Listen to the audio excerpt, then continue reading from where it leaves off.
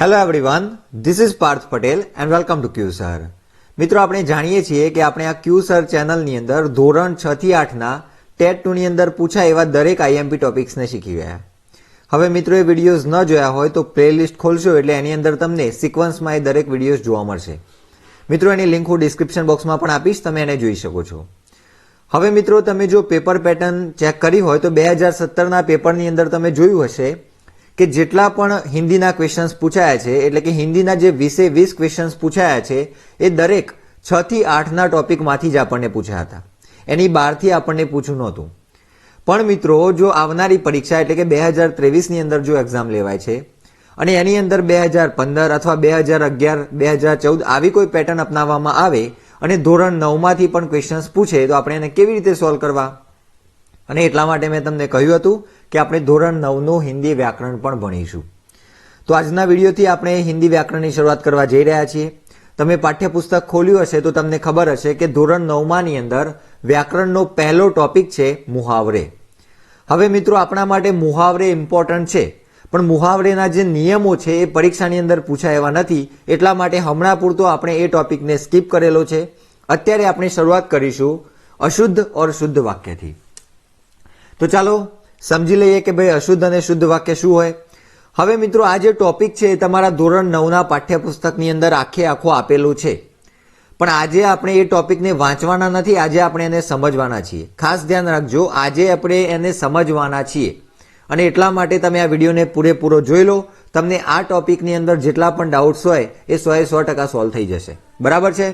ચલો જોઈએ. તો જો અહીંયા આપણને અશુદ્ધ અને શુદ્ધ વાક્ય શું હોય એની સમજૂતી આપી છે. तो कि भाषा के वर्ण, शब्द तथा वाक्य आदि के प्रत्येक स्तर पर कुछ ऐसे निश्चित नियम होते हैं जिनसे भाषा का मानक स्वरूप बनता है. શું બને છે મિત્રો? ભાષાનું માનક સ્વરૂપ એટલે કે માન્ય સ્વરૂપ. કોઈ પણ ભાષા હોય એનું એક માન્ય સ્વરૂપ હોય. એ ક્યારે બને? તો કે એના જે નિયમો હોય એ નિયમો પ્રમાણે આપણે એને લખતા જઈએ ત્યારે ભાષાનું માન્ય સ્વરૂપ બને. એક્ઝામ્પલ તરીકે હું અહીંયા લખું કે વાક્ય રચના કર્તા વત્તા કર્મ વત્તા ક્રિયાપદ. બરાબર? આવી રીતની વાક્ય રચના આવવી જોઈએ, આવું આપણને કહેલું હોય. તો આ જે છે ભાષાનું કેવું સ્વરૂપ કહેવાય? આને આપણે માન્ય સ્વરૂપ કહીએ. હિન્દીમાં એને માનક કહેવાય. બરાબર? હવે સમજી લો કે કોઈ વાક્ય એવું છે કે જેની અંદર કર્મ વત્તા કર્તા વત્તા ક્રિયાપદ આવી પેટર્ન આપેલી હોય. બરાબર?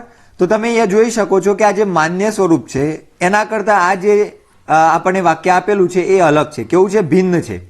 તો જે પણ પ્રયોગ માનક સ્વરૂપથી ભિન્ન હોય એટલે કે અલગ હોય એને આપણે અશુદ્ધિ કહીએ છીએ. ઇન શોર્ટ મિત્રો, નિયમ પ્રમાણે જેવું હોવું જોઈએ એવું ન હોય તો આપણે એને અશુદ્ધિ ગણીશું. બરાબર? અને આ અશુદ્ધિ થવાનું મુખ્ય કારણ શું હોય છે? તો કે મોટાભાગના લોકોને વ્યાકરણના નિયમો ખબર હોતા નથી. બરાબર? તો હવે આજે આપણે એ જ જોવાનું છે. જો અહીંયા શું કહે છે कि अतः हमें बोलते या लिखने के समय इस बात का ध्यान रखना चाहिए कि हमारे द्वारा जो कुछ कहा या लिखा जाए वह बिल्कुल स्पष्ट, सार्थक और व्याकरण की दृष्टि से शुद्ध होना चाहिए. बराबर? આપણે જે પણ લખીએ છીએ કેવું હોવું જોઈએ? તો કે વ્યાકરણની દ્રષ્ટિથી શુદ્ધ હોવું જોઈએ. હવે આ વ્યાકરણની દ્રષ્ટિ શું છે એ જ્યારે આપણે આ બધા નિયમોને ભણીશું આગળ એટલે આપણને ખબર પડશે કે ભાઈ કયા કયા નિયમો આપણે વાક્ય લખીએ, શબ્દ લખીએ તો એની અંદર આપણે ધ્યાનમાં રાખવા જોઈએ. બરાબર છે? ચલો, તો હવે આપણે એને સમજીએ. અહીંયા આપણને પહેલો જે નિયમ આપેલો છે પદક્રમ સંબંધિત નિયમ. બરાબર? હવે આ પદક્રમ એટલે શું આપણે પહેલા એ સમજવું પડશે. હું અહીંયા સમજી લો કે મોહન શબ્દ લખું છું તો આને આપણે શું કહીએ? આને આપણે નામ અથવા સંજ્ઞા કહી શકીએ. બરાબર? કેમ? કારણ કે મોહન એકલું છે. પણ સમજી લો હું એમ લખું છું મોહન ક્રિકેટ રમે છે. હવે જો વાક્યની અંદર મોહન આવેલું હોય તો આપણે આને નામ કે સંજ્ઞા ન કહીએ, આપણે આને નામ પદ કહેતા હોઈએ છીએ. બરાબર? તો આ પદ શબ્દ કેમ જોડાયો? તો કે જે પણ શબ્દ વાક્યની અંદર પ્રયોજાયેલો હોય એને આપણે પદ તરીકે ઓળખતા હોઈએ છીએ અને એટલા માટે આને આપણે નામ પદ કહેતા હોઈએ છીએ. તો આવા વાક્યના જેટલા પણ પદો હોય એ પદોની અંદર એક નિશ્ચિત ક્રમ હોય છે. એ ક્રમના જે નિયમો છે એ હવે આપણે અહીંયા સમજવાના છીએ. તો જુઓ, પહેલો નિયમ અહીંયા કયો છે પદક્રમ સંબંધિત? તો કે વાક્યની અંદર પહેલા કર્તા આવે, પછી કર્મ આવે ને પછી અંતે ક્રિયા આવે છે. તો મિત્રો આ તો એકદમ સરળતાથી આપણે સમજી શકીએ એવું છે, કારણ કે આપણા ગુજરાતી ભાષાની અંદર પણ આ જ વાક્ય રચના હોય છે, પહેલા કર્તા, પછી કર્મ અને પછી ક્રિયા. અહીંયા આપણને ઉદાહરણ આપેલું છે, જીતેન્દ્ર ક્રિકેટ ખેલતા હૈ. તો તમે જોઈ શકો છો ક્રિકેટ ખેલવાની ક્રિયા કોણ કરે? જીતેન્દ્ર, એટલે એ કર્તા થયો. શું રમે છે? ક્રિકેટ રમે છે, એટલે કર્મ, અને ખેલતા હૈ ક્રિયા. બરાબર, આ આપણને સમજાય એવું છે. બીજા નંબરનો નિયમ શું કહે છે? તો કે કર્ता और कर्म को छोड़कर शेष, शेष कारक એટલે શું? તો કે વિશેષ વિભક્તિઓ. બરાબર, कारक એટલે વિભક્તિ. તો અહીંયા શું કહે છે કે कर्ता और कर्म को छोड़कर शेष कारक प्रायः कर्ता और कर्म के बीच સ્થિત હોતે હૈ. બરાબર, શું કહે છે? તો કે જે વિભક્તિઓ હોય એ કર્તા અને કર્મની વચ્ચે આવે છે. હવે આની અંદર શું કહેવા માંગે છે એ આપણે અહીંયા જે ઉદાહરણો આપ્યા છે એની મદદથી સમજવાનો પ્રયાસ કરીએ. નિયમ એવું કહે છે કે વિભક્તિનું સ્થાન કઈ જગ્યાએ? તો કે કર્તા અને કર્મ આ બેની જે વચ્ચે જગ્યા હોય ત્યાં આપણે વિભક્તિ મૂકતા હોઈએ છીએ. તો જુઓ પહેલું વાક્ય, માँ अपने पुत्रों के लिए खाना बनाती है. હવે મિત્રો અહીંયા ખાવાનું બનાવવાની ક્રિયા કોણ કરે છે? તો કે માં કરે છે. શું બનાવે છે? તો ખાવાનું બનાવે છે, તો ખાના. તો અહીંયા માં શું થયું? માં કર્તા થઈ. બરાબર, અને અહીંયા ખાના શું થયું? તો કે કર્મ થયું. તો આ બેની વચ્ચે તમે જોશો તો અહીંયા અપને પુત્રો કે લીએ, બરાબર, વિભક્તિ ક્યાં મૂકેલી છે? તો કે અહીંયા કર્તા અને આ કર્મ આ બેની વચ્ચે આપણે વિભક્તિ મૂકેલી છે, કે લીએ. હવે આનો અર્થ કરીએ તો માતા પોતાના પુત્રો માટે ખાવાનું બનાવે છે. અહીંયા માટેનો અર્થ નીકળે છે, એટલા માટે ચતુર્થી વિભક્તિ છે, સંપ્રદાન છે. બરાબર, અહીંયા આપણને એટલા માટે કૌંસની અંદર આપેલું છે.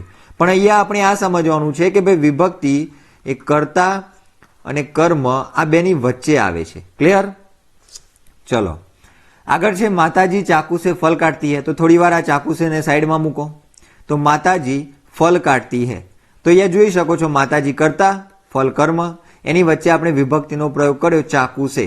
અહીંયા ચાકુનો સાધન તરીકે ઉપયોગ થાય છે, એટલા માટે આપણે એને કરણ વિભક્તિમાં મૂકીશું, ત્રીજી વિભક્તિ. બરાબર, આપણે વિભક્તિ જ્યારે સંસ્કૃતની અંદર શીખ્યા તો એની અંદર પણ તમને આ સંપ્રદાન, અપાદાન, અધિકરણ આ બધું સમજાવેલું છે.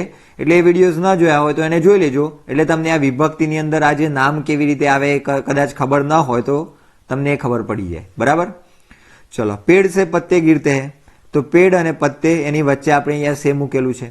લડકે मैदान में क्रिकेट खेलते हैं. तो અહીંયા मैदान में આ વચ્ચે છે અને આ ક્રિકેટ ખેલતે હૈ.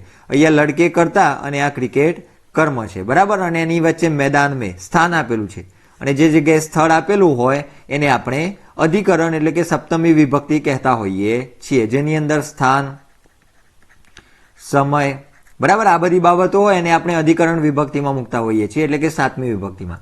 ઉપર આપણે જે જોયું પેડ સે પત્તે ગીરતે હૈ, તો એને અપાદાન કેમ કીધી?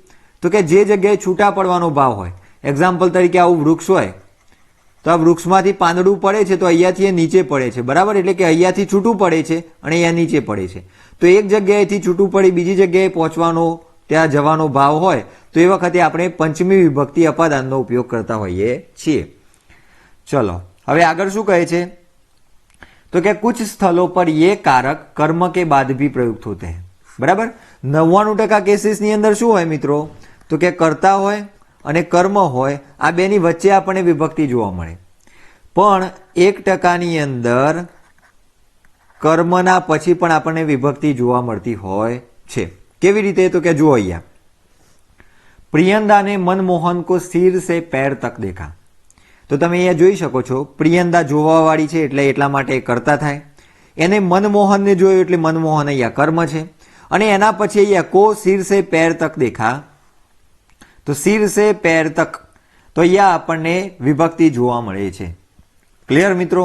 તો અહીંયા શું કહે છે કે ભાઈ 1%ની અંદર આપણે કર્મ પછી પણ ક્યારેક વિભક્તિનો પ્રયોગ કરતા હોઈએ છીએ. તો આ વસ્તુ તમને ક્લિયર થવી જોઈએ. અહીંયા પ્રિયંદા કર્તા છે, એ મનમોહનને જોઈ રહી છે એટલા માટે મનમોહન કર્મ છે, અને કર્મની પછી આપણે અહીંયા વિભક્તિનો પ્રયોગ કરી શકીએ છીએ. તો જ્યારે વાક્યની અંદર તમને આપેલું હોય વાક્ય, તો એની અંદર આપણને વિભક્તિનો જે ક્રમ છે એ પણ આપણને ખ્યાલ હોવો જોઈએ. જો મિત્રો આની અંદર તમે નોટ્સ બનાવવાની બિલકુલ જરૂર નથી, પણ હા પોતાની જોડે એક નાની એક ચિઠ્ઠી જેવું રાખવાનું અથવા તો એક કાગળ રાખવાનું, જેની અંદર સમજી લો કે તમને કોઈ ટોપિક યાદ નથી રહેતો એવું લાગે તો પછી તમે એને શોર્ટમાં લખી શકો છો. બાકી આની અંદર નોટ્સ બનાવવા જેવું કશું છે નહીં, તમે આને જોતા જશો તો પણ તમને આ ક્લિયર થતું જશે. બરાબર છે? ચલો હવે આગળ વધીએ. જો આગળ પદક્રમ સંબંધિત નિયમ આપણે જોઈ રહ્યા હતા, એની અંદર ત્રીજા નંબરનો જે નિયમ છે શું કહે છે તો કે પ્રશ્નવાચક પદ પ્રશ્ન કે વિષય से ठीक पहले प्रयुक्त होता है. હવે મને વિશ્વાસ છે કે તમે જ્યારે આ વાંચ્યું હશે તો તમને આની અંદર કન્ફ્યુઝન રહ્યું હશે. બરાબર? કારણ કે મેં વાંચ્યું તો પણ મને પહેલી વાર વાંચ્યું એટલે ખબર ના પડી કે આની અંદર કહેવા શું માંગે છે. અને એટલા માટે મિત્રો તમને આની અંદર બે બાબતો ખબર હોવી જોઈએ. એક પ્રશ્નવાચક પદ, આ એક વાત આ ખબર હોવી જોઈએ, અને બીજું પ્રશ્નનો વિષય. બરાબર? આ બીજી વાત ખબર હોવી જોઈએ. હવે આ જે વસ્તુ છે એ તમે આ બીજા ઉદાહરણના મદદથી એકદમ સરળતાથી સમજી શકશો. કેમ? કારણ કે આ બે એક્ઝામ્પલની અંદર તમને એવો પ્રશ્નવાચક પદ આપેલું નથી કે જેને તમે પ્રોપરલી એ પ્રશ્નવાચક પદ છે એવું માની શકો, પણ અહીંયા તમને ક્યો આપેલું છે. તો આપણે અહીંયાથી સમજવાનો પ્રયાસ કરીએ. તો જો અહીંયા શું છે, ક્યો યહ સમ્રાટ અશોક કી રાજમુદ્રા હૈ. તો અહીંયા આપણા પ્રશ્નનો વિષય શું છે મિત્રો, તો કે યહ સમ્રાટ અશોક કી રાજમુદ્રા હૈ કે નહીં, આ આપણો વિષય છે. બરાબર? સમ્રાટ અશોકની રાજમુદ્રા એ આપણો વિષય છે કે ભાઈ આ છે કે નહીં, આપણે એ વિષયમાં પ્રશ્ન કરવાનો છે. અને એટલા માટે આપણે એ જે પ્રશ્નનો વિષય છે એની બિલકુલ આગળ પ્રશ્નવાચક પદ મૂકેલું છે. આપણો નિયમ શું કહે છે તો કે પ્રશ્નવાચક પદ પ્રશ્ન કે વિષય से ठीक पहले, તો અહીંયા આ જે વિષય હતો એના ઠીક પહેલા આપણે એનો ઉપયોગ કરેલો છે. ક્લિયર? જો પહેલું વાક્ય શું કહે છે, અપરાધી કા પતા ચલા. તો કોનો પતો લગાડવાનો છે? અપરાધીનો. તો એટલા માટે આપણે એને આગળ મૂક્યું. આપકો ન્યાય કા અવસર દેના ચાહતા હું, આપ તૈયાર હે. તો કોણ તૈયાર છે? તો આપણે અહીંયા પ્રશ્ન માટેનું જે પદ છે એને આપણે આગળ મૂક્યું કે તમે તૈયાર છો. તો કદાચ તમને આ બે વાક્યોની અંદર ખબર નહીં પડી હોય, પણ આ જે વાક્ય છે એની અંદર તમને આઈડિયા આવી ગયો છે કે અહીંયા શું કહે છે. બરાબર? તો આ બે બાબતો ખ્યાલ હોવી જોઈએ, પ્રશ્નવાચક પદ અને પ્રશ્નનો વિષય. અહીંયાથી એક્ઝામની અંદર ક્વેશ્ચન પૂછાવાની સંભાવના બિલકુલ ઓછી છે, એટલે ચિંતા ના કરો, અહીંયાથી ક્વેશ્ચન બની શકે એમ નથી. ચલો આગળ વધીએ. હવે જો અહીંયા પદક્રમ સંબંધિત નિયમની અંદર ચોથો નિયમ શું કહે છે તો કે ક્રિયા વિશેષણ સદૈવ ક્રિયા કે પૂર્વ આતે હૈ. હવે ક્રિયા વિશેષણ એટલે શું એ આપણને ખબર જ હશે. બરાબર? આપણી ભાષાની તૈયારી કરીએ છીએ, આ એકદમ બેઝિક બાબત છે. ક્રિયા વિશેષણ જે શબ્દ ક્રિયાના અંદર વિશેષતા લાવે, વધારો કરે, એને આપણે ક્રિયા વિશેષણ કહેતા હોઈએ છીએ. જેવી રીતે મોહન ધીરે ધીરે ચલ રહા હૈ, તો અહીંયા ક્રિયા છે ચલ રહા હૈ, પણ ચાલે છે કેવી રીતે, તો એની અંદર વિશેષતા લાવે છે કે ભાઈ ધીરે ધીરે ચાલે છે. બરાબર? તો અહીંયા આ જે ક્રિયા વિશેષણ છે એને આપણે ક્યાં મૂક્યું તો કે ક્રિયાપદની બિલકુલ આગળ. એ જ રીતે શ્યામ તેજી સે દોડ રહા હતા, તો દોડ રહા હતા એ ક્રિયા છે. હવે આપણે આ જે તેજી સે છે ભાઈ કેવી રીતે દોડે છે તો કે ઝડપથી દોડે છે. તો આ તેજી સે એને આપણે અહીંયા ક્યાં મૂક્યું તો કે ક્રિયાપદની બિલકુલ આગળ. તો આપણો નિયમ શું કહે છે કે ભાઈ ક્રિયા વિશેષણને હંમેશા આપણે ક્રિયાના પહેલા મૂકતા હોઈએ છીએ. ક્લિયર છે મિત્રો? ચલો આગળ વધીએ. પદક્રમ સંબંધિત નિયમની અંદર પાંચમા નંબરનો નિયમ શું કહે છે તો કે વાક્ય के विभिन्न पदों के बीच तर्क संगति होनी चाहिए. હવે આ તર્ક સંગતિ એટલે શું તો મિત્રો જે પણ વાક્યો લખાયા છે એની અંદર બે પ્રકારની તર્ક સંગતિ હોવી જોઈએ.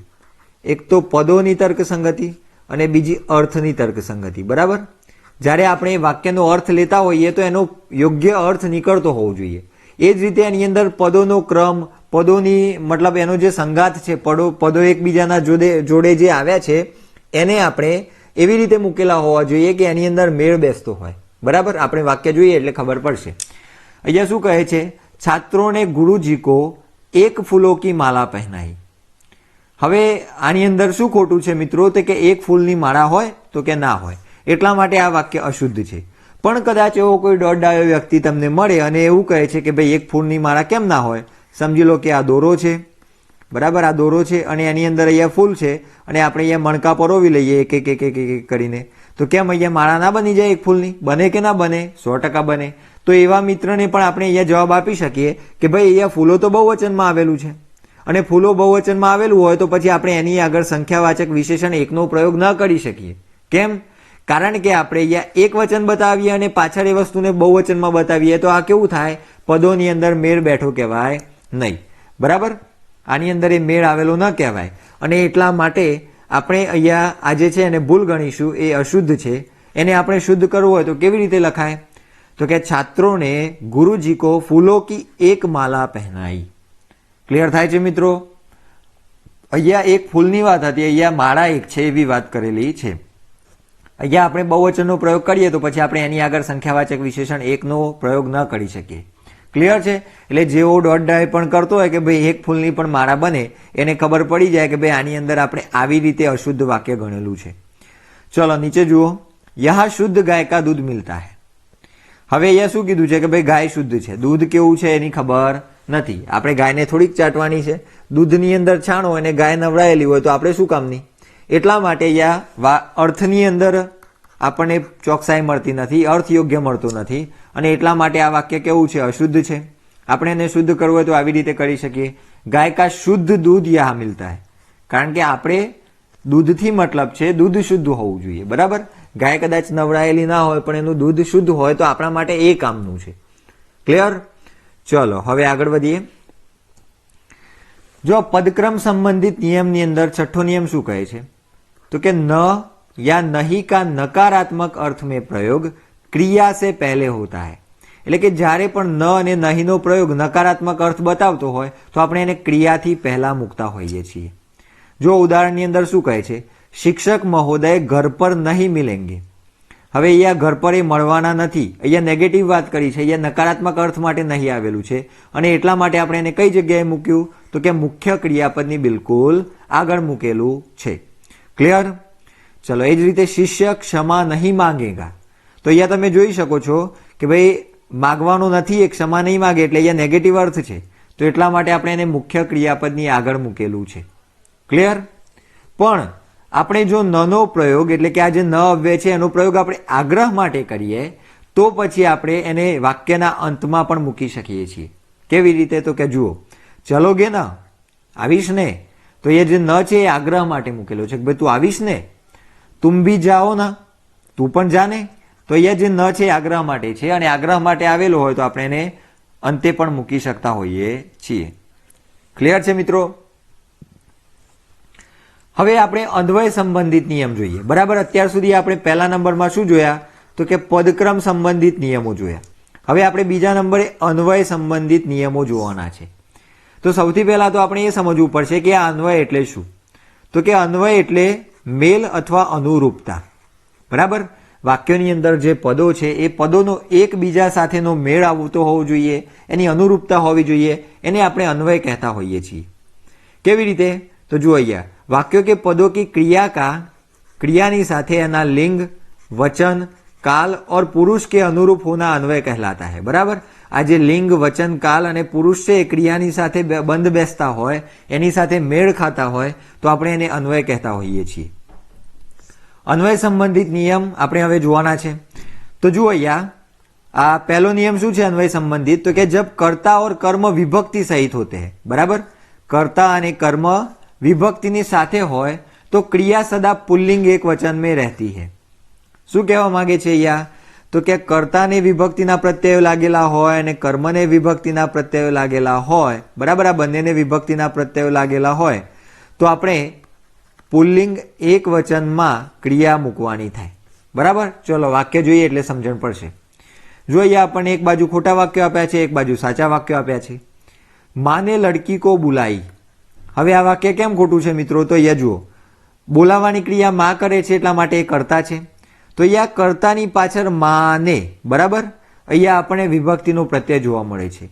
એ જ રીતે લડકી કો, માએ છોકરીને બોલાવી છે તો અહીંયા છોકરી કર્મ થઈ અને મા અહીંયા કર્તા થઈ. અને તમે જોઈ શકો છો કે બંનેની પાછળ આપણે વિભક્તિના પ્રત્યયો મૂકેલા છે. આપણો નિયમ શું કહે છે કે ભાઈ કર્તા અને કર્મની પાછળ વિભક્તિના પ્રત્યયો આવેલા હોય, વિભક્તિ લાગેલી હોય તો આપણે એની સાથેની જે ક્રિયા છે એને આપણે પુલ્લિંગ એક વચનમાં મૂકીએ.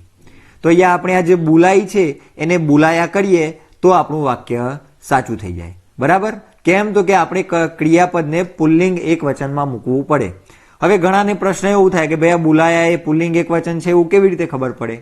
તો જુઓ અહીંયા આપણે લખીએ, રામ शाम को घर वापस आया. बराबर? तो ये આપણે શું લખ્યું? આયા. તો એ જ રીતે અહીંયા બુલાયા. બરાબર? અહીંયા રામ પુલ્લિંગ એક વચન હતું તો આપણે અહીંયા આયા કર્યું. એ જ રીતે અહીંયા માને લડકી કો બુલાયા આપણે પુલ્લિંગ એક વચન ક્રિયા મૂકી છે. ક્લિયર થાય છે મિત્રો?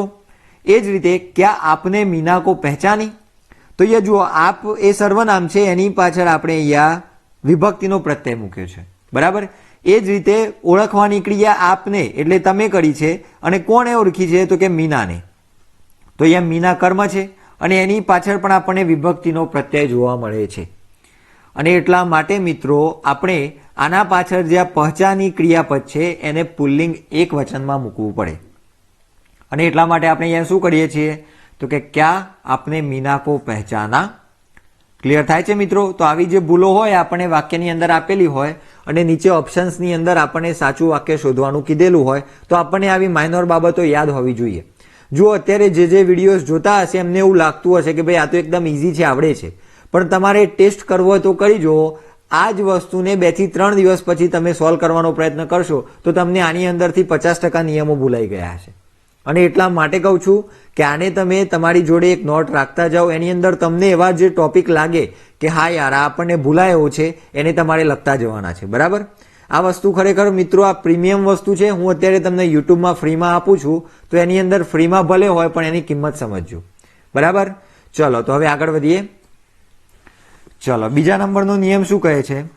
भिन्न भिन्न लिंगों की 2 या अधिक व्यक्तिवाचक या जातिवाचक संज्ञाएं एक वचन में आए तो क्रिया अक्सर पुल्लिंग बहुवचन में आती है. शू कहे छे? भिन्न भिन्न लिंगों की, बराबर अलग अलग लिंगो होय एवी 2 अथवा 2 करता वधारे व्यक्तिवाचक संज्ञा अथवा जातिवाचक संज्ञा. आ खास याद राखवानुं, बराबर.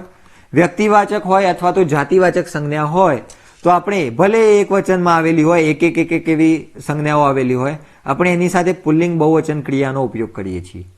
કેવી રીતે એ ઉદાહરણની અંદર સમજીએ. જુઓ, રામ લક્ષ્મણ ઓર જાનકી વન में गए. તો અહીંયા રામ અને લક્ષ્મણ આ બે પુલ્લિંગ શબ્દો છે અને જાનકી અહીંયા સ્ત્રીલિંગ શબ્દ છે. પણ આપણો નિયમ કહે છે કે 2 અથવા 2 કરતા વધારે 2 અથવા 2 કરતા વધારે વ્યક્તિવાચક અથવા જાતિવાચક નામ આવેલા હોય. અહીંયા કયા છે? અહીંયા વ્યક્તિવાચક નામ આવેલા છે, રામ લક્ષ્મણ અને જાનકી. તો અહીંયા 2 કરતા વધારે વ્યક્તિવાચક નામ આવેલા છે, એટલા માટે આપણે એની સાથે જે ક્રિયા મૂકીએ એ ક્રિયાને પુલ્લિંગ બહુવચનમાં મૂકીએ છીએ. તો રામ લક્ષ્મણ और जानकी वन में गए, બરાબર. અહીંયા આપણે શું મૂક્યું? ગયે. હવે આ પુલ્લિંગ બહુવચન છે એ કેવી રીતે કન્ફર્મ કરી શકાય? તો રામ રમેશ और राहुल शाला में गए, बराबर. तो અહીંયા તમે જોઈ શકો છો અહીંયા આપણે રામ એક વચન, રમેશ અને રાહુલ આ 3 પુલ્લિંગ હતા. તો એ 3 પુલ્લિંગ બહુવચન થાય એટલા માટે આપણે એમની સાથે ગયેનો ઉપયોગ કરીએ છીએ. બસ એ જ રીતે અહીંયા રામ લક્ષ્મણ और जानकी वन में गए. આ એમના માટે છે મિત્રો જેને કદાચ આની અંદર એવું થાય કે ભાઈ આ પુલ્લિંગ છે એવું કેવી રીતે ખબર પડે, તો એના માટે હું આ લખાવું છું. બાકી તમને આઈડિયા આવી જ જાય કે આ પુલ્લિંગ બહુવચન છે. चलो बीजू वाक्य, गाय और बैल चर रहे हैं. तो અહીંયા તમે જોઈ શકો છો ગાય સ્ત્રીલિંગ અને બેલ પુલ્લિંગ. પણ અહીંયા આપણને 2 જાતિવાચક નામ આપેલા છે અને આપણને નિયમ કહે છે કે ભાઈ જાતિવાચક અથવા વ્યક્તિવાચક નામ 2 અથવા 2 થી વધારે હોય તો આપણે એની સાથે પુલ્લિંગ બહુવચન ક્રિયા મૂકવાની. તો ગાય और बैल चर रहे हैं. એ જ રીતે રાજા और रानी नगर में गए, બરાબર. તો અહીંયા રાજા રાની અલગ અલગ લિંગ છે પણ અહીંયા જાતિવાચક નામ છે એટલા માટે નગર में गए. जंगल में भालू शेर और लोमड़ी रहते हैं. तो ये रहते हैं એવું કેમ કર્યું આપણે? તો કે અહીંયા આપણે 3 જાતિવાચક નામ આપેલા હતા, બરાબર. તો આઈ હોપ મિત્રો તમને આ ક્લિયર થયું હશે. આની અંદર આપણે એટલું જ યાદ રાખવાનું કે 2 અથવા 2 થી વધારે વ્યક્તિવાચક કે જાતિવાચક નામ આવેલા હોય તો આપણે એને પુલ્લિંગ બહુવચનની અંદર મૂકવાનું છે. એની સાથે જે ક્રિયા મૂકીએ એને પુલ્લિંગ બહુવચનમાં મૂકવાની. ચલો, અન્વય સંબંધિત ત્રીજો નિયમ શું કહે છે? तो क्या यदि कर्ता का लिंग अज्ञात हो, बराबर. कर्ता कोई एवो छे जेनुं लिंग आपणे पुल्लिंग छे के स्त्रीलिंग एवुं खबर न होय तो क्रिया शेमां मूकवानी? तो पण क्रियाने आपणे पुल्लिंगमां मूकवानी छे. उदाहरण तरीके तुम्हारा खर्चा कौन चलाता है. हवे मित्रों तमारो खर्चो कोण चलावे छे? कोणनी अंदर स्त्री पण होई शके अने पुरुष पण होई शके. आपणने कर्ता खबर नथी અને એટલા માટે આપણો નિયમ કહે છે એ પ્રમાણે આપણે એની સાથે ચલાતા હે પુલ્લિંગ ક્રિયા મૂકેલી છે. तुम्हारा खर्चा कौन चलाता है, અહીંયા જો ચલાતી આપેલું હોય તો એ વાક્ય ખોટું ગણાય, બરાબર. तुम्हारा खर्चा कौन चलाती है તો એ ખોટું છે. તારક મહેતા જોઈને તમે એટલું હિન્દી તો શીખી જ ગયા હશો કે તમને આવી માઇનોર જે ભૂલો હોય એ તો બોલીને જ ખબર પડી જાય કે ભાઈ અહીંયા કંઈક લોચો છે, બરાબર. તો આ બધી વસ્તુઓ જોતી જવાની. ચલો, અન્વય સંબંધિત ચોથો નિયમ શું કહે છે? તો કે આદરાર્થ એક વચન કરતા કે લીએ ક્રિયા બહુવચન में प्रयुक्त होती है. જ્યારે આપણે કોઈ વ્યક્તિને આદર આપતા હોઈએ તો ભલે પછી એ એક વચનમાં હોય, આપણે એની સાથે ક્રિયા બહુવચનમાં મૂકવી પડે. જેવી રીતે ગાંધીજી મહાન નેતા થે, તો એ આપણે થે મૂક્યું. કેમ? તો કે આપણે ગાંધીજીને સન્માન આપ્યું, આપણે એમને આદર આપ્યો. પણ એ જગ્યાએ જો આપણે એવું લખી લઈએ કે ભાઈ રાહુલ બડા શરારતી લડકા હે, બરાબર. અહીંયા હેની જગ્યાએ હું થા કરી દઉં એટલે તમને સમજાય. તો જો અહીંયા આપણે રાહુલને માન નથી આપ્યું, બરાબર. આપણે રાહુલ બડા શરારતી લડકા થા, આપણા કરતા નાનો હોય, આપણે એને આદર નથી આપ્યો, તો અહીંયા આપણે થા મૂક્યું. અહીંયા આપણે શું મૂક્યું? અહીંયા આપણે થે મૂકેલું હતું. કેમ? તો કે ક્રિયા બહુવચનમાં હતી. તો અહીંયા ગાંધીજી મહાન નેતા થે, અહીંયા માન ના આપેલું હોય તો ગાંધી મહાન નેતા થાય એવું કરી લઈએ, પણ એવું તો ના બોલાય. આપણે એમને આદર આપતા હોઈએ છીએ કારણ કે આપણા રાષ્ટ્ર પિતા તરીકે આપણે એમને ઓળખતા હોઈએ છીએ.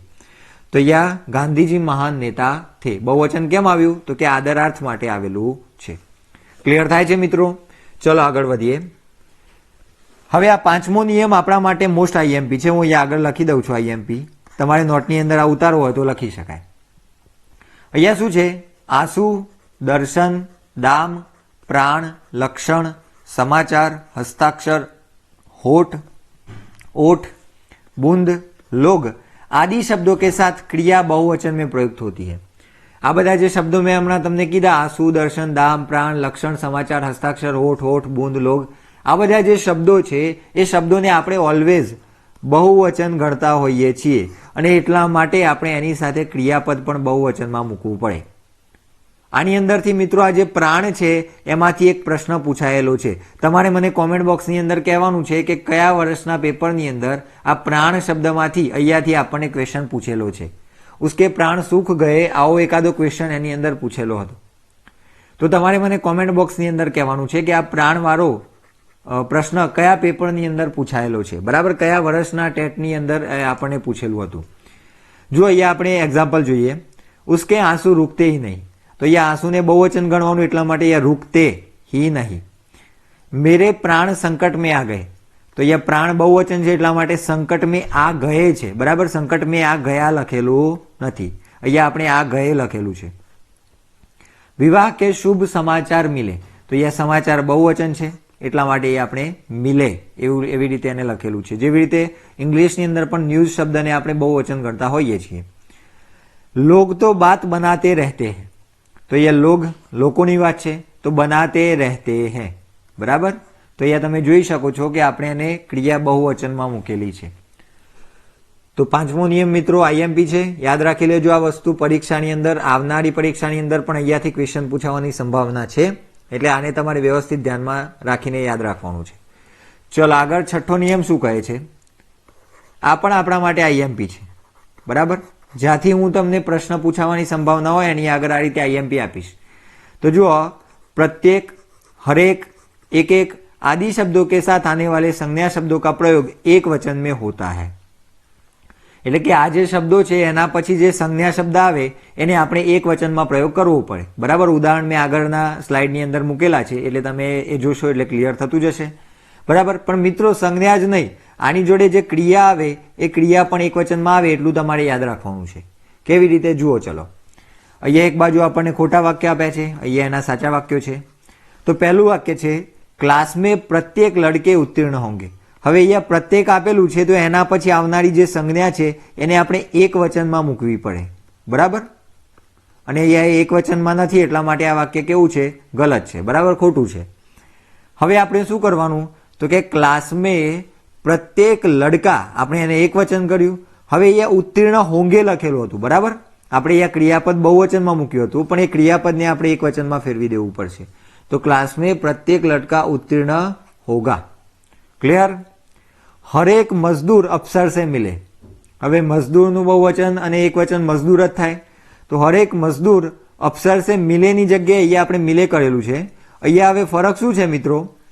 તો અહીંયા જે નુક્તો છે, બરાબર, આના ઉપર જે અનુસ્વાર છે એની પણ કિંમત છે મિત્રો. બહુવચન હોય ત્યાં આપણે અનુસ્વાર મૂકતા હોઈએ છીએ, આપણે અનુસ્વાર મૂકેલો નથી. અહીંયા કાં તો મિલે લખી શકાય અથવા તો અહીંયા આપણે મિલા પણ લખી શકીએ છીએ. બરાબર, અહીંયા મિલેનો અર્થ એવો થાય કે ભાઈ દરેક મજદૂર, દરેક મજૂર અફસરથી મિલે. બરાબર, એટલે કે જે ઓફિસર છે એને મળે એવો ભાવ હોય.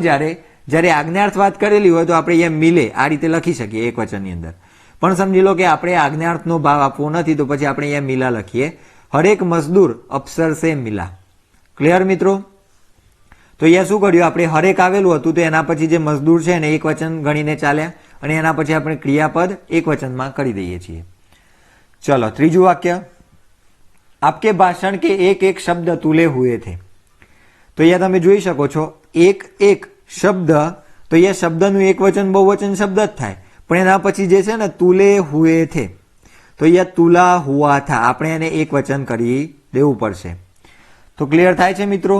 અહીંયા ભાષણ કે શબ્દ હતું, અહીંયા ભાષણ કા, એક એક શબ્દ. બરાબર, તો આવી રીતે આપણે જ્યારે પ્રત્યેક હરેક એક એક શબ્દનો પ્રયોગ વાક્યની અંદર કરતા હોઈએ તો એના પછીની સંજ્ઞા અને એના પછીનું ક્રિયાપદ એક વચનમાં આવે, આ બાબત તમારે ખાસ ધ્યાનમાં રાખવાની છે. બરાબર, અને અહીંયા તમને સમજાયું.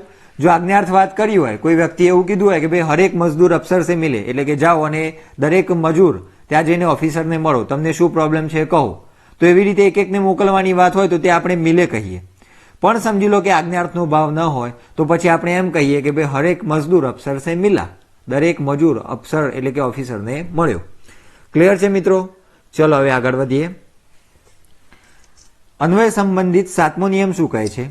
तो क्या संज्ञा के लिंग के अनुसार ही सर्वनाम का प्रयोग किया जाता है. संज्ञा जे लिंग में हो ए प्रमाणे આપણે એની જોડે સર્વનામનો પ્રયોગ કરતા હોઈએ છીએ. અહીંયા ખોટા વાક્યો, અહીંયા સાચા વાક્યો. ચલો સમજીએ. तुम्हारी स्कूल कहाँ है? તો અહીંયા તમે જોઈ શકો છો કે સ્કૂલ પુલ્લિંગ શબ્દ છે, પણ આપણે અહીંયા એને સ્ત્રીલિંગ માની લીધું એટલા માટે આપણે અહીંયા એની સાથે તુમ્હારી મૂક્યું. પણ જો આપણને ખબર હોય કે સ્કૂલ પુલ્લિંગ શબ્દ છે તો આપણે અહીંયા તુમ્હારા સ્કૂલ કહાં હે આ રીતે વાક્ય બનાવતા. ક્લિયર છે મિત્રો? તો આ પણ આપણા માટે આઈએમપી છે. અહીંયાથી આપણને વાક્ય શુદ્ધિનો પ્રશ્ન પૂછાઈ શકે પરીક્ષાની અંદર, એટલે આ બાબતને ધ્યાનમાં લેજો. યહ મેરી કોલેજ હે, તો એ કોલેજને સ્ત્રીલિંગ લીધું છે, પણ આપણે કોલેજને પુલ્લિંગ માનતા હોઈએ છીએ હિન્દીમાં, એટલા માટે યહ મેરા કોલેજ હે. ક્લિયર? ત્રીજું વાક્ય, ઉસકા દેહ દુર્બલ હે, દુર્બલ. બરાબર, તો અહીંયા ઉસકા દેહ દુર્બલ હે, તો અહીંયા દેહ પુલ્લિંગ નહીં આવે, ઉસકી દેહ દુર્બલ છે, અહીંયા આપણે એને સ્ત્રીલિંગ માનતા હોઈએ છીએ હિન્દીમાં, એટલા માટે આપણે અહીંયા ઉસકી કર્યું. બરાબર, અને અહીંયા દુર્બલ. તો ક્લિયર થાય છે મિત્રો?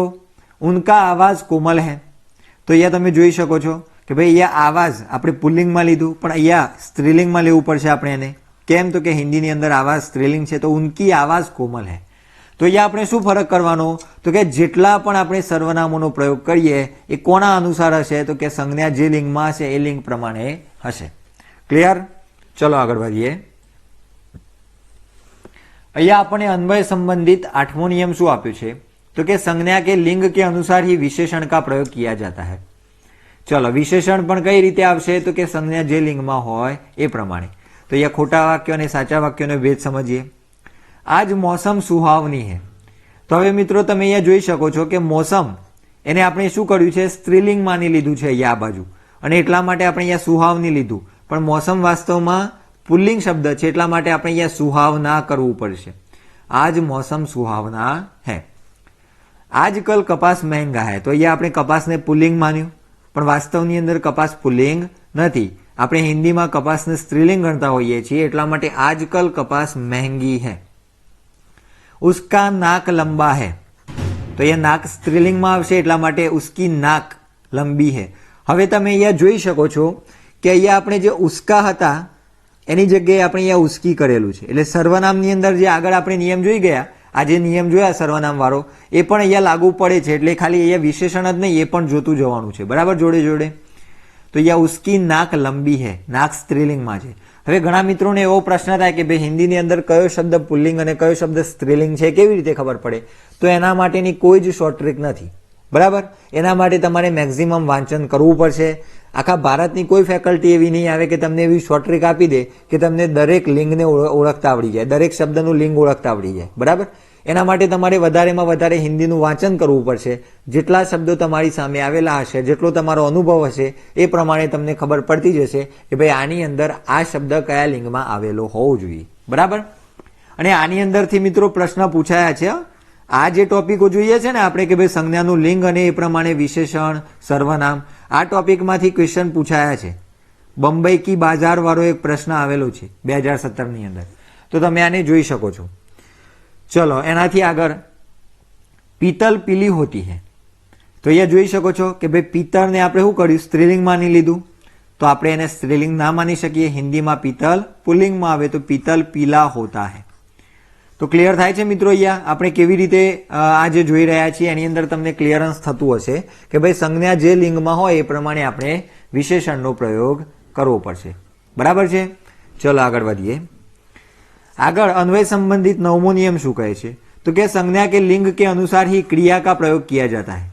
ઇન શોર્ટ મિત્રો તમે નોટબુક ની અંદર જો લખતા હોય તો આવી રીતે લખી શકાય, સંજ્ઞાનું લિંગ બરાબર પછી આ રીતે 3 કરવાનું. અહીંયા આપણે લખવાનું વિશેષણ, અહીંયા લખવાનું સર્વનામ અને અહીંયા લખવાનું ક્રિયાપદ. બરાબર. તો આ રીતે તમે લખી શકો છો. અહીંયા જે છે શોર્ટની અંદર તમે આવી રીતે એને લખી શકો કે ભાઈ ક્રિયાનું લિંગ હોય એ બરાબર વિશેષણ સર્વનામ અને ક્રિયાપદ આવે.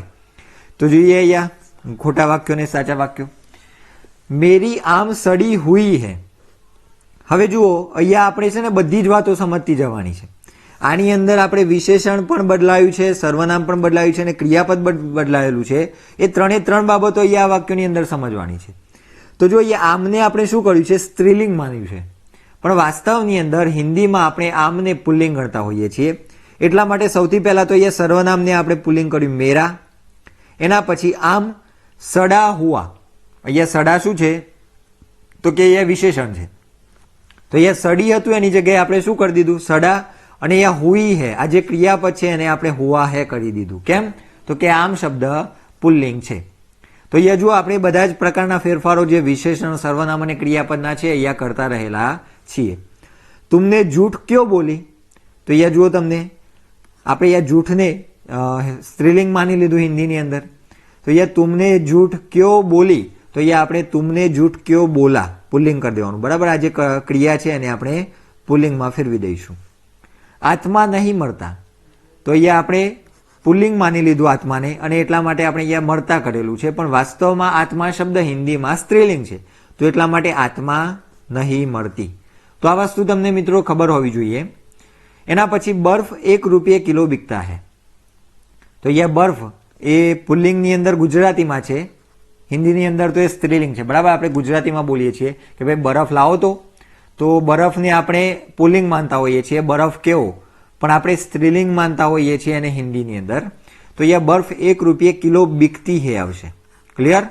તો આ જે વાક્યો છે એની અંદર આ જે ભેદ આપેલા છે આ આપણને એક્ઝામની અંદર પૂછાઈ શકે. આ બધી વસ્તુઓ આપણે યાદ રાખવાની છે. બરાબર. અત્યારે યાદ રહી જશે, પણ જ્યારે પરીક્ષાની અંદર આવશે અને 4 ઓપ્શન એવા આપેલા હશે કે 4ની અંદર કન્ફ્યુઝન થાય કે ભાઈ આ તો આવે જ એવું લાગશે. અને એટલા માટે આ પ્રોપરલી સમજી લો, આખા વિડીયોને જોઈને આ જે આખો ટોપિક છે અશુદ્ધ અને શુદ્ધ વાક્યનો એને ક્લિયર કરી લો. ચલો આગળ વધીએ. અન્વય સંબંધિત 10મો નિયમ શું કહે છે, તો કે સંજ્ઞા કે લિંગ કે અનુસાર ही સંબંધ વિભક્તિ કાકી, એટલે કે ગુજરાતીમાં આપણે જેને નોની નુના કહેતા હોઈએ છીએ એ જે વિભક્તિ છે સંબંધ વિભક્તિ, એ સંબંધ વિભક્તિ પણ સંજ્ઞાના લિંગ મુજબ જ આવશે. કેવી રીતે, જુઓ અહીંયા પરમાત્મા કા મહિમા અપાર હે. હવે તમે અહીંયા જોઈ શકો છો કે અહીંયા મહિમાની વાત છે. બરાબર. અહીંયા પરમાત્માને નથી જોવાના, અહીંયા આપણે મહિમાની વાત કરેલી છે. તો પરમાત્મા કા મહિમા નહીં, મહિમા તો સ્ત્રીલિંગ આવવું જોઈએ અને એટલા માટે અહીંયા કા નહીં, અહીંયા આપણે કી મૂકીએ છીએ. પરમાત્મા કી મહિમા અપાર હે. બરાબર. કોની મહિમા, પરમાત્મા કી મહિમા અપાર હે. બંબઈ કી બાजार अच्छी है. આ ક્વેશ્ચન પૂછાયેલો છે. જુઓ બંબઈ કી બાजार अच्छी है, તો એ બાજારને આપણે સ્ત્રીલિંગ માની લીધું, પણ વાસ્તવમાં બાजार શું છે, પુલ્લિંગ શબ્દ છે. તો એટલા માટે બંબઈ કા બાजार અચ્છા હે, અહીંયા આપણે અચ્છા હે કરી દીધું. અહીંયા કાને જે કી હતું એને આપણે કામાં ફેરવી દીધું. ક્લિયર. ઉસમેં મુકાબલા કરને કા સામર્થ્ય નહીં હે, તો અહીંયા આપણે સામર્થ્યને જોઈને આ કાકી મૂકેલું છે. બરાબર. તો અહીંયા આપણે સામર્થ્યને પુલ્લિંગ માન્યું એટલે અહીંયા આપણે કા કર્યું, પણ વાસ્તવમાં હિન્દીમાં એ સ્ત્રીલિંગ છે. तो उसमें मुकाबला करने की सामर्थ्य नहीं है. मुझे केवड़े की शरबत पसंद है, तो અહીંયા શરબતને પુલ્લિંગ માન્યું અરે સ્ત્રીલિંગ માન્યું છે, બરાબર, પણ શરબત વાસ્તવમાં પુલ્લિંગ શબ્દ છે હિન્દીમાં, તો મુझे કેવડે કા શરબત પસંદ હૈ. તો મિત્રો આ રીતે આપણે આ જે વાક્ય છે એને ઓળખી શકીએ છીએ, એની અંદર શું ભૂલો થતી હોય છે એને આપણે ઓળખી શકતા હોઈએ છીએ. ચલો હવે આગળ વધીએ. હવે અન્ય નિયમોની વાત કરીએ. અત્યાર સુધી આપણે બે પ્રકારના નિયમો શીખી ગયા. પહેલા કયા તો કે પદક્રમ સંબંધિત નિયમો જોયા આપણે, અને બીજા નંબરે જોયા એ કયા હતા તો કે અન્વય સંબંધિત, બરાબર. આ બે પ્રકારના નિયમો આપણે અત્યાર સુધી જોયા. હવે આપણે કેટલાક અન્ય નિયમો છે એ અન્ય નિયમોને શીખવાની શરૂઆત કરીએ. તો જો અહીંયા શું કહે છે, વિભક્તિ સંબંધિત નિયમોની વાત કરવાની છે. તો કે વિભક્તિ लगाने पर यह, ये, वह, वे, कौन, जो, कोई આ બધા જે સર્વનામ છે એના રૂપો બદલાઈ જાય છે. કેવી રીતે બદલાય છે એ આપણે આગળ એક્ઝામ્પલ્સ મૂક્યા છે એની અંદર સમજીએ. જુઓ, પહેલા તો આની અંદર તમારે ખાલી આ કોન્સેપ્ટને સમજવાનું છે, અત્યારે ખબર નહીં પડે, આપણે ઉદાહરણ જોઈશું આગળ એટલે તમને આ સમજાશે, બરાબર. પણ અહીંયા આપણને વિભક્તિ રહિત રૂપ આપેલા છે, અને વિભક્તિ લાગે એટલે એનું શું રૂપ બની જાય એ આપણને અહીંયા સામે આપેલું છે. તો અહીંયા જુઓ, યહનું શું થઈ જાય, ઈસ થઈ જાય, યેનું ઇન થઈ જાય, વહનું ઉસ થઈ જાય, વેનું ઉન થઈ જાય, કોનનું કિસ અને કિન થાય, જોનું જીસ અને જીન થાય, અને કોઈનું કિસ અને કિન થાય.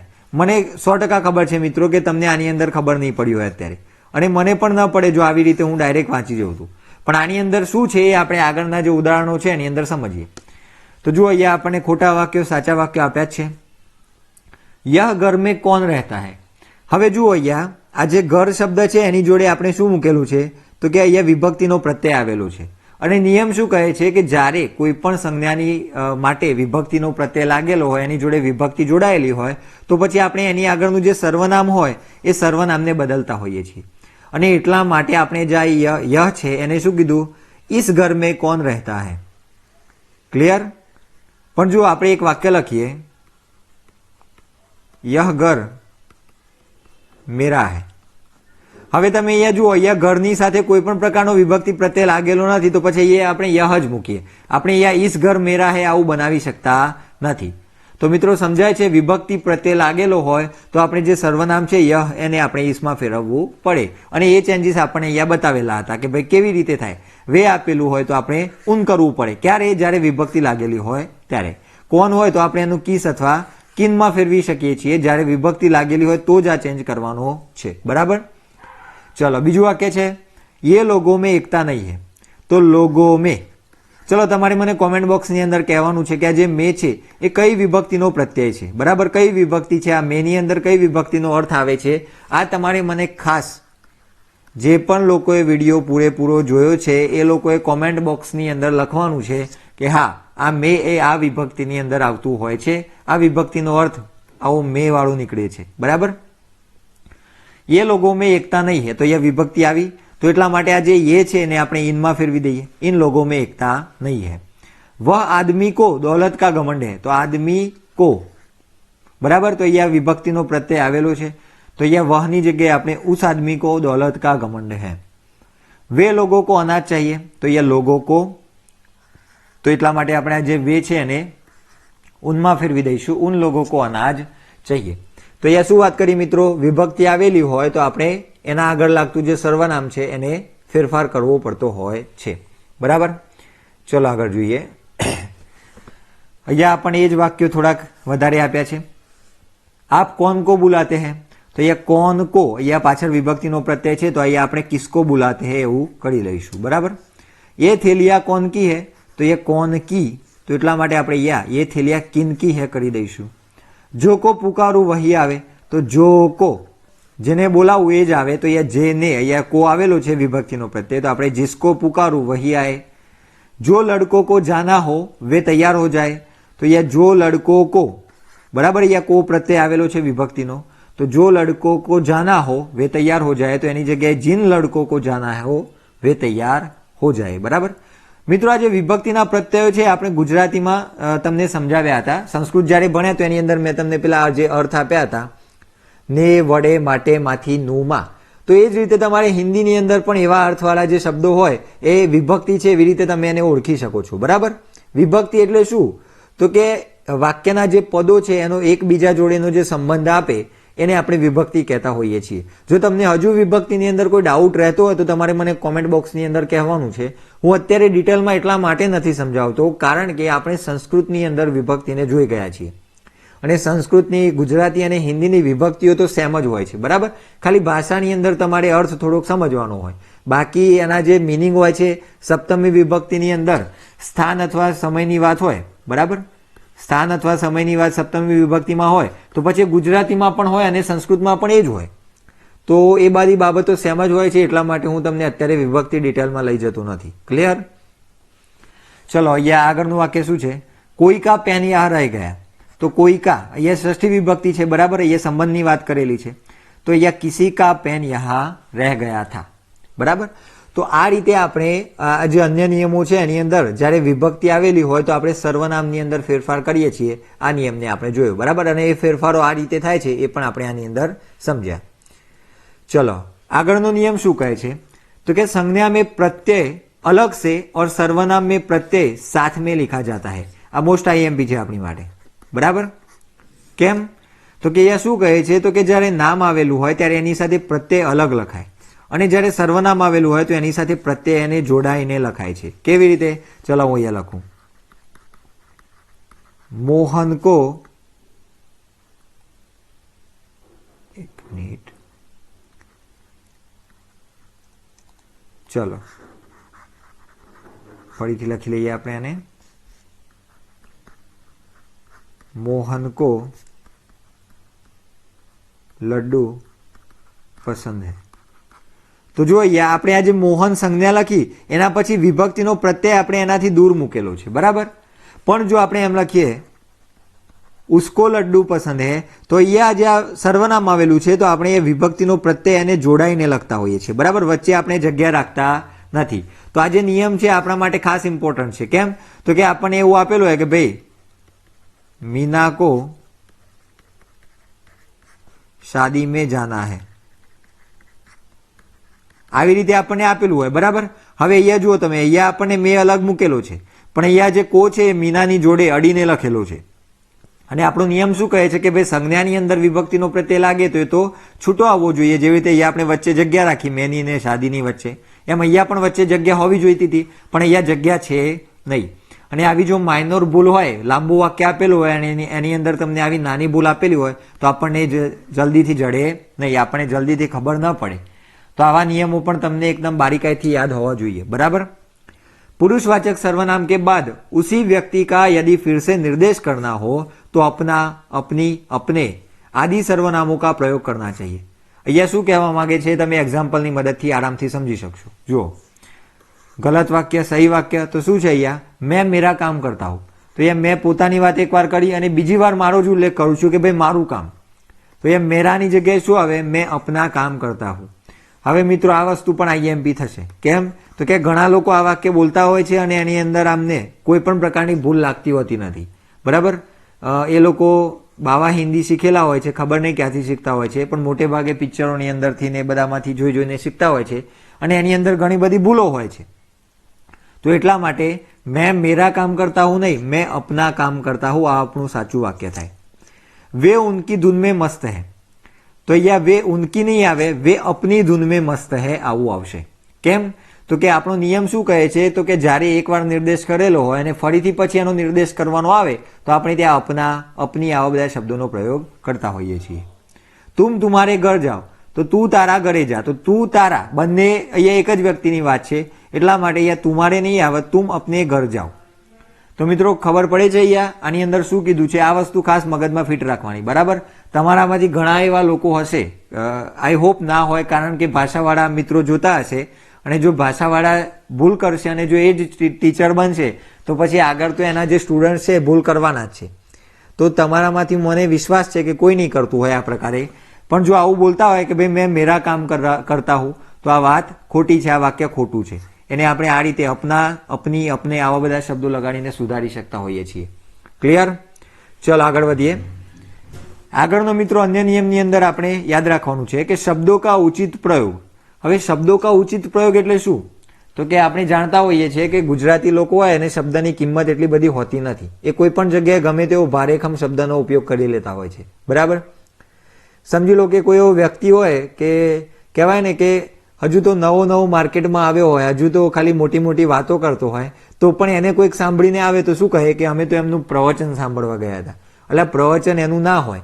તો આવી રીતે ગુજરાતી લોકોને શબ્દની કિંમત એટલી બધી લાગતી હોતી નથી, પણ હિન્દીની અંદર એની વેલ્યુ બહુ જ છે. કેવી રીતે જુઓ, शब्द के अर्थ के संबंध में शब्द का वाक्य में प्रयोग करना आवश्यक है. શબ્દનો અર્થ આપણે શું આપવાનો છે એ સમજ્યા પછી એને વાક્યમાં પ્રયોગ કરવો જોઈએ. કેવી રીતે તો જોઈએ, હમે અપને માતા પિતા કી શુશ્રૂષા કરनी चाहिए. હવે અહીંયા આપણે ભારેખમ વાક્ય લાગે, આપણું વાક્ય એકદમ જબરદસ્ત લાગે, કોઈકને એવું લાગે કે હા હા શું હિન્દી બોલે છે, એટલા માટે આપણે અહીંયા ઉત્સાહમાં શુશ્રૂષા શબ્દ મૂકી દઈએ. પણ આપણને ખબર હોય નહીં કે ભાઈ શુશ્રૂષાનો અર્થ શું થાય છે, તો આ વાક્ય આપણું ખોટું પડે. કેમ? તો કે શુશ્રૂષા કોની હોય? તો કે જે રોગી હોય, જે મરવા ઉપર પડ્યો છે, જેની વિકેટ હવે પડવાની છે, એવા વ્યક્તિની આપણે શુશ્રૂષા કરતા હોઈએ છીએ. બરાબર? તો અહીંયા માતા પિતાની શુશ્રૂષા ના કરવાની હોય, આપણે એમની સેવા કરવાની હોય. તો આ બંને વચ્ચેનો જે ફરક છે એ આપણને ખ્યાલ હોવો જોઈએ. બરાબર? બાકી ઘણા લોકો એચપી થઈને બોલી દેતા હોય કે ભાઈ શુશ્રૂષા કરની હે અથવા તો કરની ચાહીએ, પણ શુશ્રૂષા તો મરવાવાળો જે વ્યક્તિ હોય, જે એકદમ મરણ પથારી ઉપર હોય, રોગી હોય, એવા વ્યક્તિની હોય. બરાબર? તો આ જે ભેદ છે એ આપણને ખ્યાલ હોવો જોઈએ. બાકી એવું નહીં કે ગમે તે આપણે ગમે તે શબ્દને ઉપયોગમાં કરતા ફરીએ. ચલો આગળ શું છે, એ જ વસ્તુ છે. इस समय उनकी आयु 70 વર્ષ है. તો અહીંયા આપણે આયુ શબ્દનો પ્રયોગ કર્યો. હવે આપણને લાગે આની અંદર શું ખોટું છે? તો જુઓ મિત્રો, કોઈ વ્યક્તિનો જન્મ થાય ત્યાંથી લઈને એનું મૃત્યુ થાય, આ વચ્ચેનો જે સમયગાળો છે એને આપણે આયુ કહેતા હોઈએ છીએ. બરાબર? એટલે કે એની અંદર બે પોઈન્ટ્સ આવી જવા જોઈએ. એનો જન્મ પણ થઈ ગયેલો હોય અને એનું મૃત્યુ પણ થઈ ગયેલું હોય, તો એની વચ્ચેના સમયને આપણે આયુ કહીએ છીએ. પણ વ્યક્તિ જો આવી રીતે જીવતો હોય અને એને આવી રીતે હજુ એનું મૃત્યુ ના થયું હોય, ટુ બી કન્ટિન્યુ હોય, બરાબર, હજુ દૃશ્યમ 3 આવવાનું લાગતું હોય, નહીં આવે, પણ જો લાગતું હોય કે હજુ આવશે અથવા તો KGF 3 આવવાનું છે, એવી રીતે એનું જીવન પણ ચાલુ હોય, તો આગળ આપણે એના માટે ઉમ્ર શબ્દનો પ્રયોગ કરીશું. બરાબર? પણ જો એ આટલે પૂરું થઈ જાય, બરાબર, સમાપ્ત થઈ જાય, તો પછી એને આયુ કહી શકાય. પણ જો સમાપ્ત થયેલું ન હોય તો આપણે એને શું કહેવાનું? આપણે એને ઉમ્ર કહેવાની. ક્લિયર? તો એટલા માટે અહીંયા આપણે ઉમ્ર શબ્દનો પ્રયોગ કરીએ અને આ વાક્યને આવી રીતે સાચું કરી શકીએ. તલવાર એક ઉપયોગી અસ્ત્ર હૈ. હવે મિત્રો, એક ગુજરાતની બહુ વર્ષો પહેલા એક પરીક્ષાની અંદર આ પ્રશ્ન પૂછાયેલો છે. અસ્ત્ર એટલે શું? તમને બધાને ખબર જ હશે કે હાથેથી ફેંકીને જે લડવાવાળું જે સાધન હોય એને આપણે અસ્ત્ર કહેતા હોઈએ છીએ.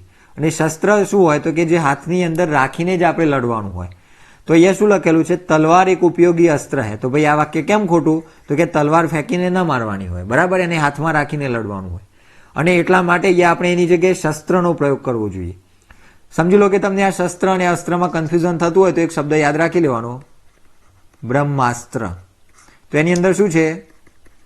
બ્રહ્મ વત્તા અસ્ત્ર છે. બરાબર? અને તમે જાણો છો કે બ્રહ્માસ્ત્રને ફેંકવાનું હોય, એને ફેંકીને જ મારવાનું હોય, એ હાથમાં પકડીને લડવાની વસ્તુ નથી.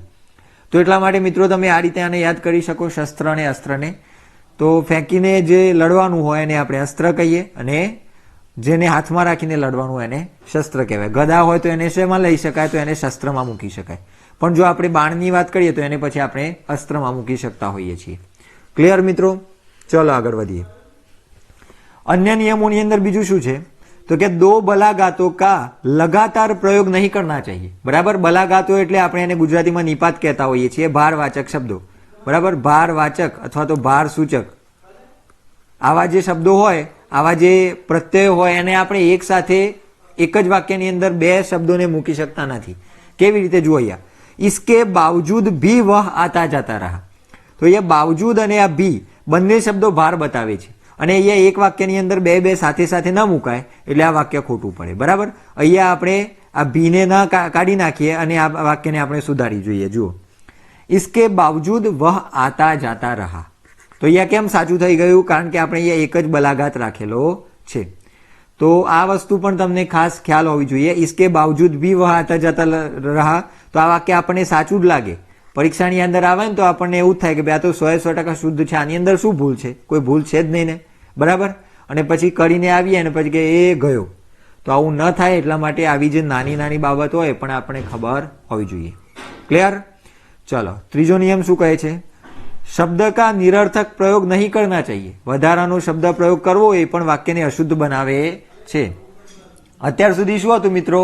અત્યાર સુધી આપણે શબ્દનો ખોટો પ્રયોગ કરતા હતા તો વાક્ય અશુદ્ધ બનતું હતું, પણ અહીંયા આપણે શબ્દની જરૂર ન હોય અને તો પણ એ શબ્દ મૂકેલો હોય તો પછી એ વાક્યની અંદર વધારાનો શબ્દ થઈ જાય તો એની અંદર પણ અશુદ્ધિ ઊભી થતી હોય છે। एक ही भाव को 2 बार कहने से वाक्य अशुद्ध हो जाता है। એકના એક વસ્તુ 2 વાર વાક્યની અંદર કહો એટલે શું થાય તો કે એ વાક્ય અશુદ્ધ થાય। એટલે આપણે દોઢ ડાય પણ કરવાનું નથી કે ભાઈ આ 2 વાર મૂકું, બરાબર? એક જ વાર ઇનફ છે અને એ જ વાક્યને શુદ્ધ ગણીશું।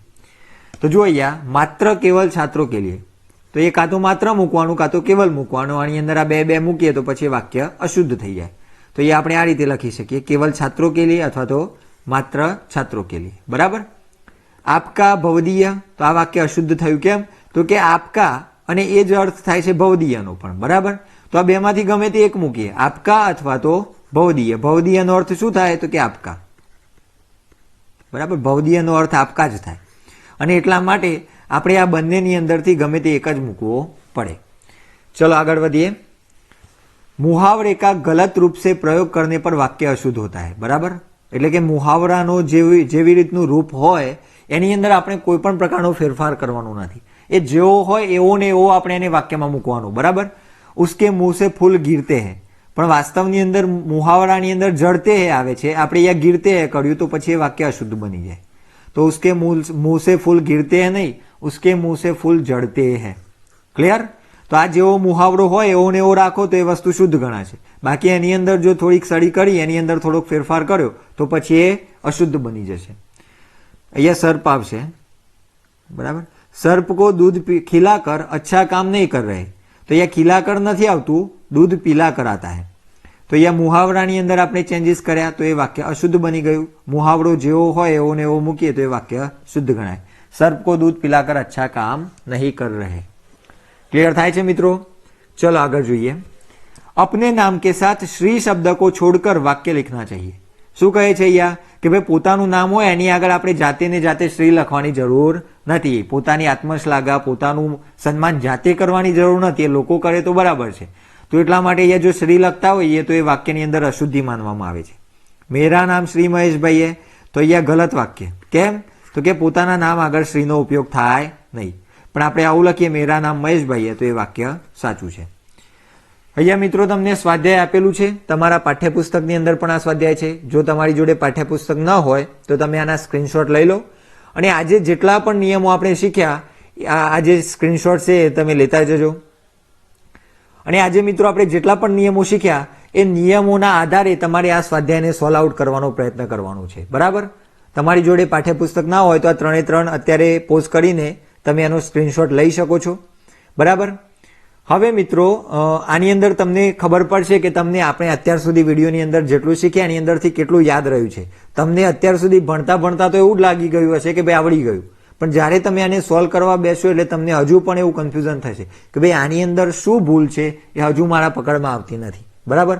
અને જો અત્યારે ના આવે તો પરીક્ષામાં તો ન જ આવે, એટલા માટે અત્યારે આના સ્ક્રીનશોટ્સ લઈને તમે આને લખી લો અને સોલ્વ કરી લો। અને આપણું જે ઇન્સ્ટાગ્રામ પેજ છે, બરાબર? QSir बराबर _101 तो आना उपर तमे मने एनो जे फोटो छे तमे लखीने मने मोकली शको छो। जो तमारे होमवर्क करवुं होय तो तमे आ रीते करी शको छो, बराबर? જોઈએ આપણને કેટલા લોકો મોકલે છે, કેટલા લોકો સિન્સિયરલી આની તૈયારી કરે છે, બરાબર? 5 વાક્યો પણ લખીને મોકલશો તો મને એવું લાગશે કે ના તમે પ્રયત્ન કરેલો છે। ક્લિયર મિત્રો? અને જો પાઠ્યપુસ્તક ના હોય તો તમે જે આપણી જે શાલા એપ છે, બરાબર? કઈ છે? શાલા બુક કે કઈ છે? શાલા મિત્ર। તો શાલા મિત્રની અંદરથી તમે એને લઈ શકો છો, બરાબર? ચલો તો આ રીતે આપણે મળતા મળીશું નેક્સ્ટ વિડીયોની અંદર। અને હા, જો તમને ટેટ 2 ની તૈયારીની અંદર આ ચેનલ ખરેખર ઉપયોગી લાગતી હોય તો આ ચેનલ સાથે જોડાઈ જાઓ અને બેલ આઇકનને પ્રેસ કરી દો, જેથી જેટલા પણ અમે વિડીયોઝ મૂકીએ એના નોટિફિકેશન્સ YouTube તમને આપતું રહે, બરાબર છે? ચલો તો મળીશું નેક્સ્ટ વિડીયોમાં। Thank you very much.